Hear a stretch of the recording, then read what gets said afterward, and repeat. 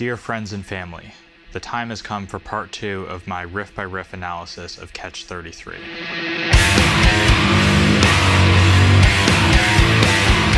This overly ambitious video will cover that weird family of riffs that runs through the Paradoxical Spiral, Re-Animate, and Entrapment.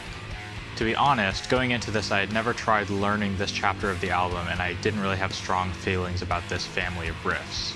They're not as flashy as the In Death riffs, they don't have the boosted memorability that the Autonomy Lost family has from being the first section on the album, and they don't have the short, memorable, catchy structure that the album's last group of riffs has.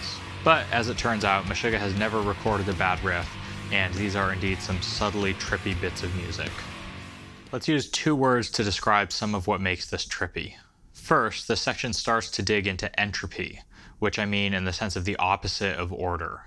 Most of Meshuggah's music is meticulously ordered. It's tricky and slippery and can be hard to hear, but almost all of it is like ruthlessly systematic. Pretty much all of it, that is, except for a couple things that they put out in 2004 and 2005, so several riffs on this album and most of the EP I. This growing entropy will be one of the main threads that I trace in this video and in the next few videos. The other concept that I'm going to be talking about is what I'm calling permutational manipulation, by which I mean a way of writing riffs where it's clear that they're kind of exploring a set of possibilities that you can get by changing small things and switching things around and inverting them, putting them forward and backwards, and changing what part gets what and stuff like that. We already kind of saw this in the first video where they rotated that opening guitar pattern to let it start on different parts of the pattern, and then they also let it run for longer in some parts without truncating. They shortened it in some parts. And they did all this to kind of build a bunch of closely related sections. In the set of riffs that I'm talking about today, and in a few other places on the album, the manipulations are even more subtle and they can be very hard to hear, which makes them even more fun to find when you kind of figure out the logic behind some of these riffs. So here's an outline of the riffs I'm going to be talking about today. Let's dive in.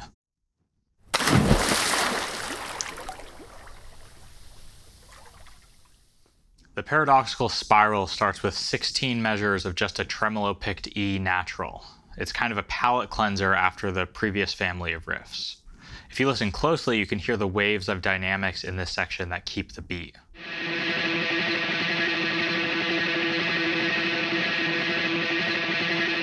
Then we get this first riff. It's kind of a plodding, simple-seeming riff. The guitars are playing no faster than eighth notes, and the rhythmic seams, so to speak, are all on quarter notes. I'm going to use yet another type of visual notation here to try to simplify. It's kind of a mix between that thing I call Meshuggah counting and the graphic notation I used on the last video and the attack point analysis that shows up in some of the academic stuff about Meshuggah. Here, the big numbers in the rectangles show how many quarter notes there are guitar attacks on. And the superscripts, the circles, show how many quarter notes of rest there are after this series of attacks.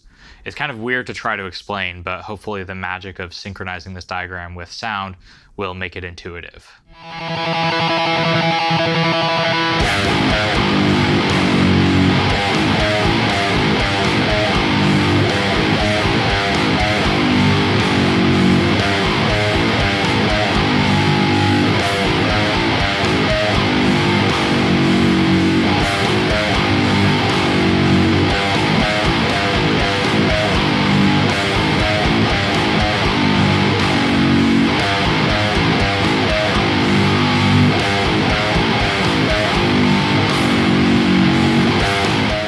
This first riff already is a little weird because it doesn't really have any internal repetition scheme.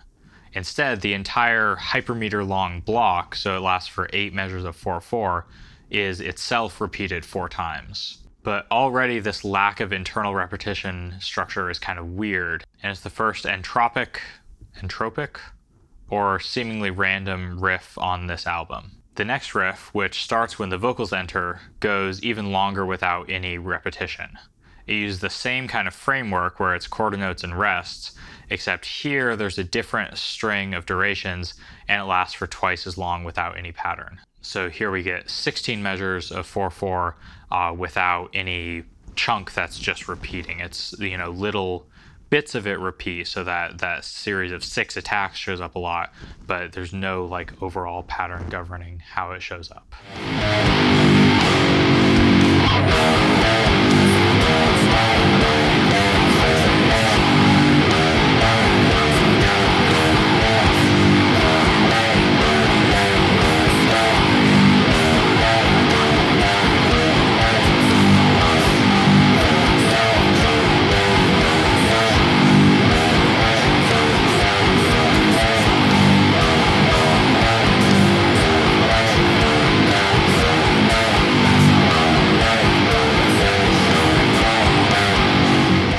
Then, to finish out Paradoxical Spiral, we get yet another long string of durations like this time lasting for 32 measures of 4/4 instead of 16. Or at least it seems like there's no pattern for those 32 measures if you write it out the way I've been writing things out. Really, it's made up of 4 8-measure blocks, where the first 2 are the same as each other, and the second 2 are the same as each other.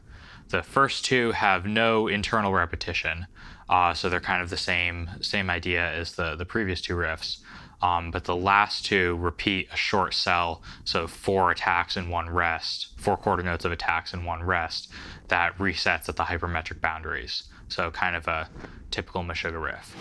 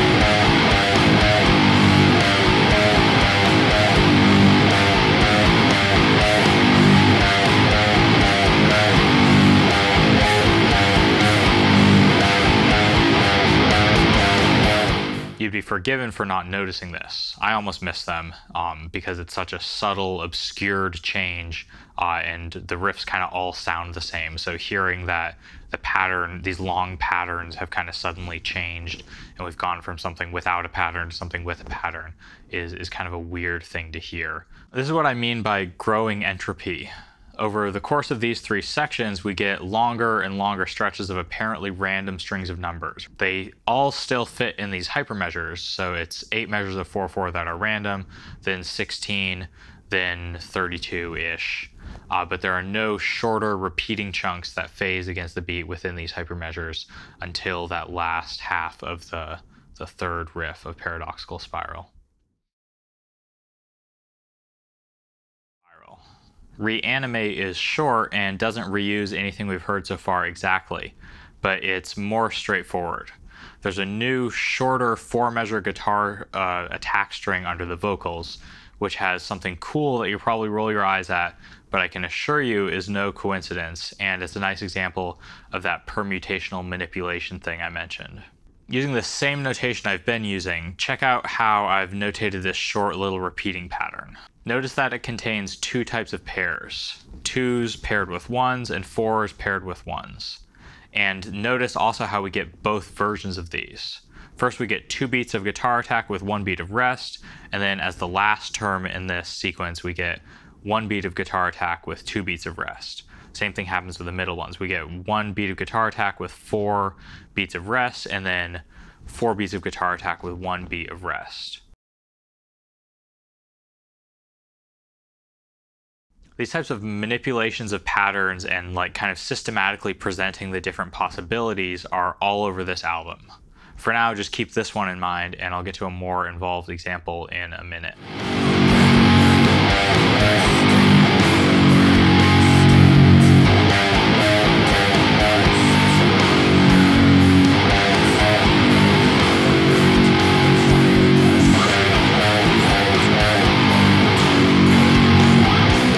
Next we get a repetitive little spacer riff, which happens twice in one way and then twice in a slightly different way.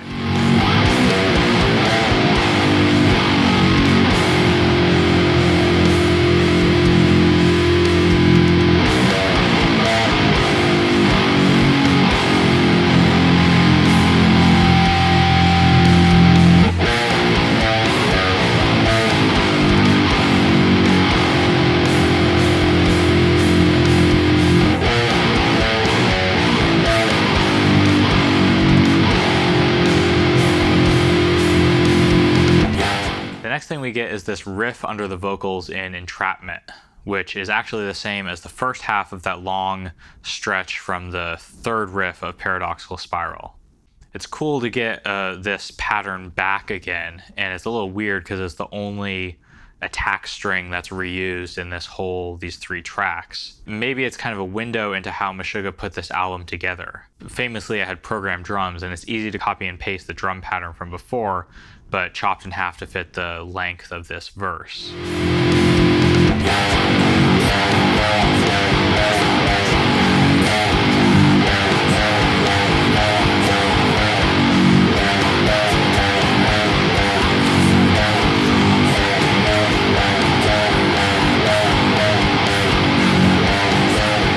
Also makes it so that every verse in this portion of the album has a different string of durations under it, even if they all sound pretty much the same. I definitely didn't notice that there were like 5 completely different versions of this riff, this quarter note groove riff in these 3 tracks. Then we get to what I think is the trippiest riff so far in this album. We finally leave behind that plodding quarter note framework and get a slightly more agile 8th note riff.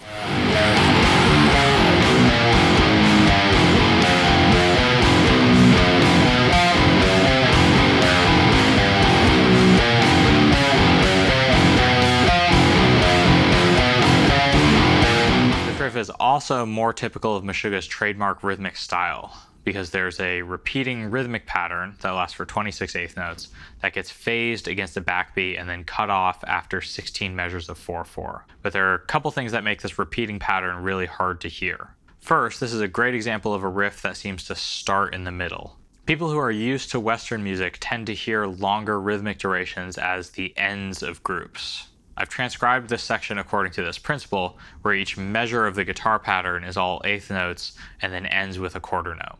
Notated like this, it's easy to see that the bulk of this section is made up of this repeating 5/4, 8/4 sequence of durations. However, it doesn't start like this. It starts in the middle of this pattern, like 5 eighth notes before the group starts. We're used to having Meshuggah's riffs end in the middle when they get cut off at hypermetric boundaries.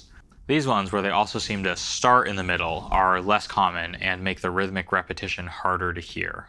The other big thing happening here to obscure what's going on is that the pitches are only loosely tied to these rhythms. This is the start of many riffs on this album that are kind of nightmares to memorize. They're not technically hard, though it's definitely a little bit of a string skipping workout and an endurance workout, and man, my hands are tired after recording the guitar part for this video. But because everything is super self-similar without actually repeating, it's really tricky to get it into your brain. I'm going to get into the weeds a little bit talking about how I do this, because I have a feeling that if you watch this far, you're a freak who will enjoy it, and because it will be a little bit of foreshadowing for how I'm going to talk about some of the most notorious riffs on this album in the next few videos in this series on Catch 33. So basically, there are a few tendencies here that make a lot of physical sense on the guitar, but are a little weird to see in notation and really hard to hear. First is that the whole passage is made up of molecules that go open string, note, note, where all these notes that aren't open strings use the same finger shape, with a note on a lower string and a note a fret higher on either the next string or 2 strings up. This means they're all major sevenths or tritones. So the deal with this section is that it's made up of 2 types of cells, each of which is a sequence of 4 molecules, so 12 pitches. One moves major sevenths up or down the fretboard from the 1st fret to the 3rd to the 6th to the 9th, or vice versa. So let's call that the major 7th cell. The first time it shows up, it's like this, ignoring rhythm.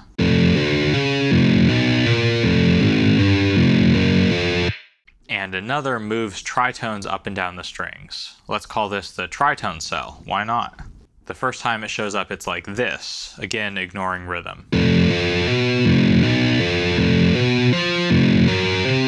The passage just goes back and forth between the major 7th cell and the tritone cell. And because both the rhythmic pattern and the pitch pattern have 24 notes each, they stay put relative to each other. What makes it complicated is that these pitch cells aren't the same each time. Here's a rebarring of this section to prioritize these pitch cells instead of the rhythmic repetition. First, we get the descending version of the major 7th cell. Then this first version of the tritone cell. we get the ascending version of the major 7th cell, so starting at the 1st fret and going up to the 9th. And a version of the tritone cell where the order of the molecules is reversed. So far, each of these molecules has been made up of molecules that go open string, low note, high note. With the next major 7th cell, this changes though. The overall motion is descending, but now it goes open string, high note, low note within each of these descending steps. Then we get the original version of the tritone cell again. Then an ascending version of the major 7th cell with the open string high-low pattern. Then the reversed tritone molecule. Then back to the original descending major 7th molecule, and most of the way through the original version of the tritone molecule before the pattern is cut off at the hypermetric boundary. Let's listen.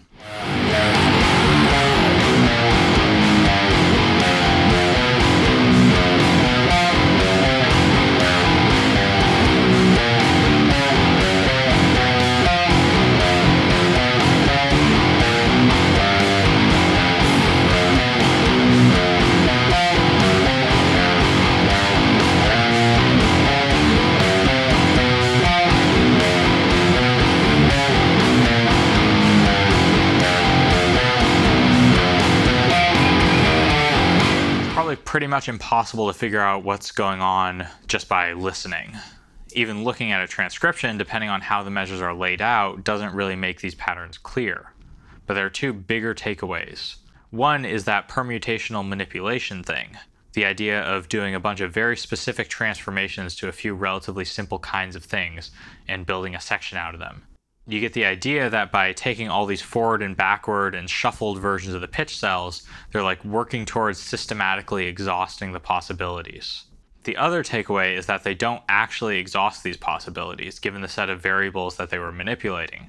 They would have had to at least shuffle the tritone cell too to have some sense of completeness. And I think that's kind of the profound thing about sections like this, and a lot of this album. At first glance, a lot of it seems chaotic, random, and arbitrary compared to the rest of Meshuggah's music. And as far as I can tell, some of it, like a lot of those riffs that came before this, is actually random. It's just random strings of numbers, pretty much. But behind that apparent randomness for some of these riffs, there are some immensely complicated hidden systems. But if you take the time to figure those systems out, you realize that the rules and the application of those rules are, after all, incomplete and arbitrary. Even for this channel, that was a lot of abstract stuff.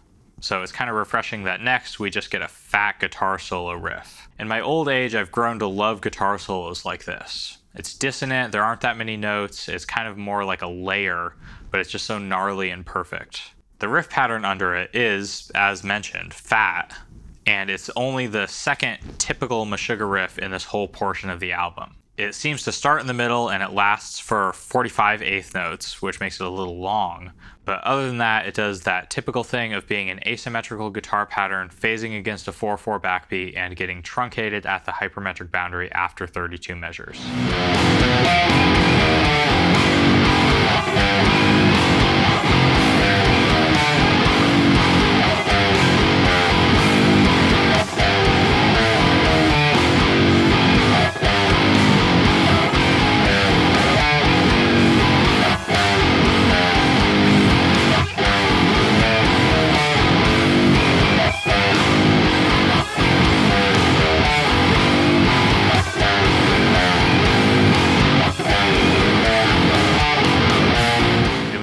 Transitional flourish, which as it turns out is the same pitches but with different rhythms as that descending spacer riff that was in the second half of Re-Animate.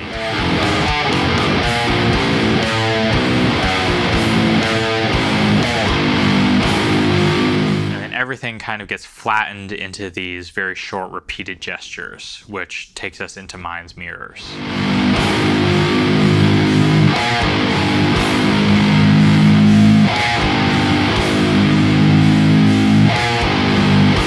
It's also a return after a departure for two riffs to the quarter note groove type of riff that we had for most of this chapter of the album. And one more connection, this radical simplification of the pattern to end this family of riffs is very similar to how Disenchantment ended the first 3 tracks of the album.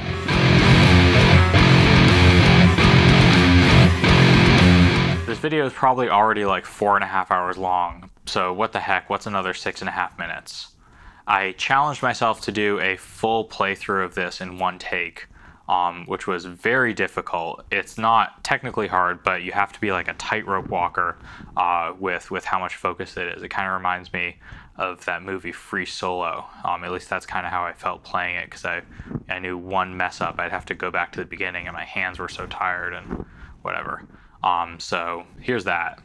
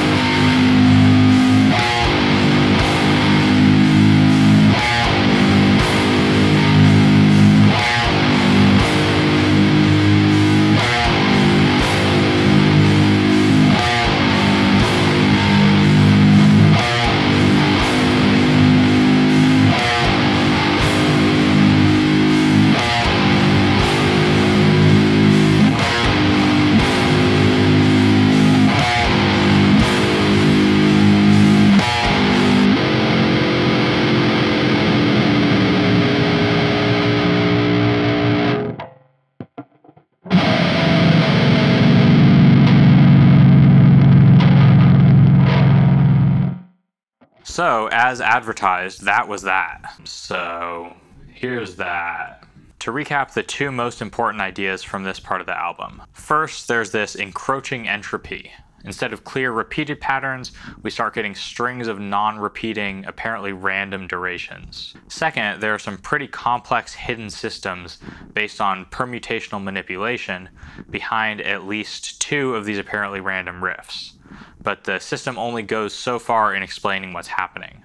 Of course, I'm highlighting these two ideas because I know what happens in the next 20 minutes of this album, so stay tuned for my video about that. Sometimes when I'm writing these really long scripts, I wonder who in their right mind will watch to the end.